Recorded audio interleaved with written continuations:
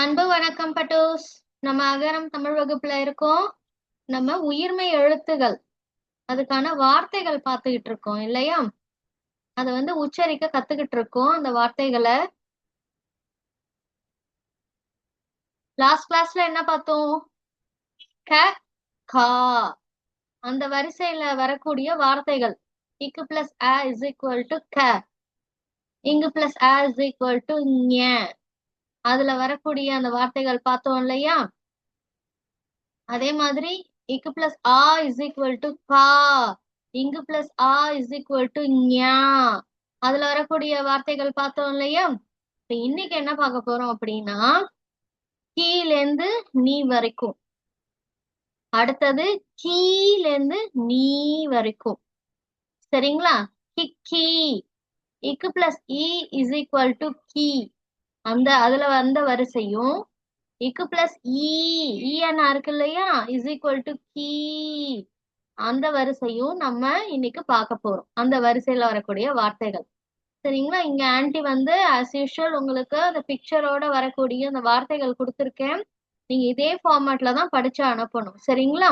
ஒரு ஸ்லைடுக்கும் தனித்தனி வாய்ஸ் அழகா ரெக்கார்ட் பண்ணி அனுப்புங்க. இந்த இக்கு பிளஸ் ஏ இஸ் ஈக்குவல் டு கீ இது இருக்கு இல்லையா, இதையும் சேர்த்துதான் படிச்சுதான் அந்த வார்த்தையை படிச்சு அனுப்பணும். சரிங்களா? இது கீழேந்து சி வரைக்கும், இது நீலேந்து பி வரைக்கும், மீலேந்து ழி வரைக்கும், அடுத்து ழீலேந்து நீ வரைக்கும் உள்ள வார்த்தைகள் இருக்கு. இதுல சில புதிய சொற்களும் இருக்கு, அதையும் நீங்க வாசிச்சு அனுப்புங்க.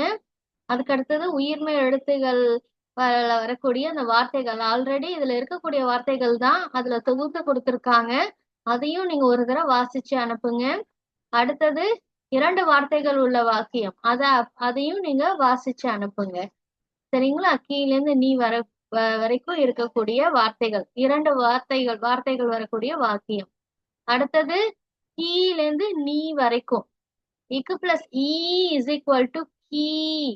சரிங்களா? இங்கு பிளஸ் இ இஸ் ஈக்குவல் டு நீ.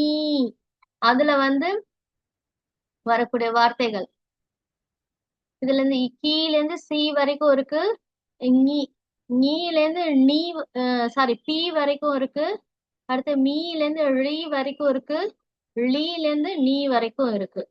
படிச்சு அனுப்புங்க. புதிய சொற்களும் இருக்கு, அதையும் வாசிச்சு அனுப்புங்க. அடுத்தது உயிர்மை எழுத்துகள் ஆல்ரெடி அந்த வார்த்தைகள் தான் திரும்ப ரிப்பீட் ஆயிருக்கு, தொகுத்து கொடுத்துருக்காங்க, அதையும் வாசிச்சு அனுப்புங்க. சரிங்களா? அடுத்தது 2 வார்த்தைகள் உள்ள வாக்கியங்கள். இதுல 4 வாக்கியங்கள் இருக்கு, அதையும் நீங்க வாசிச்சு அனுப்புங்க. இதுதான் அன்னைக்கான அசைன்மெண்ட். Thank you so much.